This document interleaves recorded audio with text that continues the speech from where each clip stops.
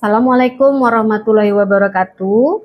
Halo teman-teman akademisi dan calon birokrat masa depan maupun adik-adik mahasiswa yang mengambil mata kuliah Etika Administrasi Publik. Selamat datang di Edu Talks by Mimin Sundari Nasution. Hari ini kita akan membahas etika administrasi publik. Jangan salah, etika ini bukan sekedar teori buat hafalan ujian, tetapi sesuatu yang bisa menentukan apakah kita bakal jadi ASN yang disegani atau jadi bahan meme netizen. Yuk kita bahas dengan cara yang santai. Apa itu etika administrasi publik? Etika administrasi publik itu ibarat GPS moral buat para pegawai negeri.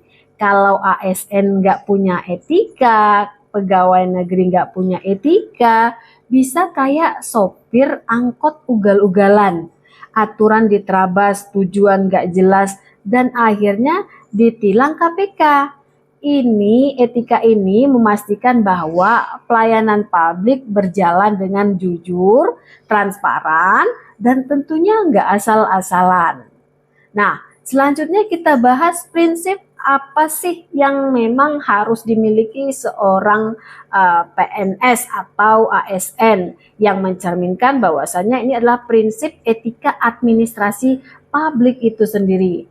Nah, ada beberapa prinsip utama dalam etika administrasi publik yang harus dipegang teguh oleh semua pegawai negara. Yang pertama, integritas.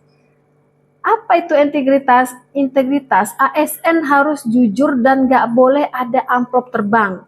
Kalau kerja cuma cari bonus tak resmi, itu bukan ASN, tapi calo. Yang kedua, yaitu akuntabilitas.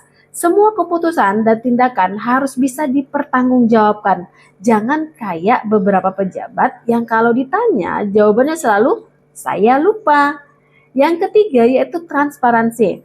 Pemerintah harus terbuka, jangan sampai informasi publik lebih susah diakses daripada spoiler film Marvel.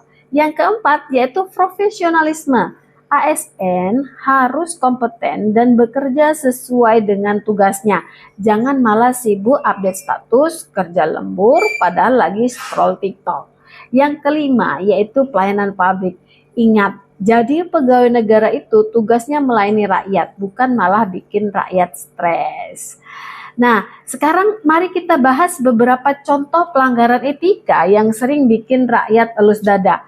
Yang pertama yaitu pungutan liar atau pungli. Mau urus KTP harus bayar uang rokok. Waduh, padahal gajinya sudah dari pajak rakyat. Yang kedua, nepotisme. Jabatan harusnya buat yang kompeten, bukan buat ponakan atau tetangga yang jago bikin kopi. Yang selanjutnya yaitu malas kerja. ASN yang lebih sibuk main catur di kantor daripada melayani masyarakat, ini harus dievaluasi. Selanjutnya penyalahgunaan wewenang.